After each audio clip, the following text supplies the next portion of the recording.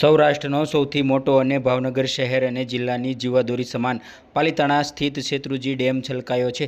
ગુજરાતમાં પહેલીવાર કોઈ મોટો ડેમ છલકાયો હોવાની ઘટના આ ચોમાસામાં બની છે। ત્યારે સવારે 33 ફૂટની છલક સપાટી કુદાવી ઓવરફ્લો થયો છે। અમરેલી જિલ્લાના અને ઉપરવાસના થયેલ ભારે વરસાદને કારણે ડેમમાં 15,340 ક્યુસેક પાણીની આવક જાવક શરૂ છે।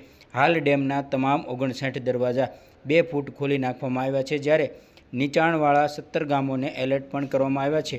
જ્યારે હાલ ડેમ ઓવરફ્લો થતાં પીવાના પાણીની સમસ્યા હલ થઈ છે તેમ કહેવું પણ ખોટું નથી। ભાવનગર જિલ્લાની જીવાદોરી સમાન પાલિતાણાનો શેત્રુંજી ડેમ ઓવરફ્લો થયો છે।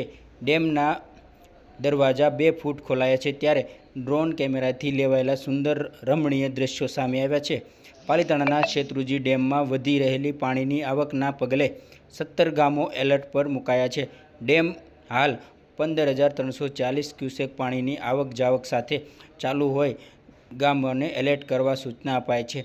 પાલિતાણાના 5 ગામો નાની રાજસ્થળી, લાપાળિયા, લાખાવાડ, માયધાર અને મેઢા ગામની ખાસ એલર્ટ કરાયા છે, જેમાં માથા પર સૌથી વધુ ખતરો મંડાઈ રહેલો છે।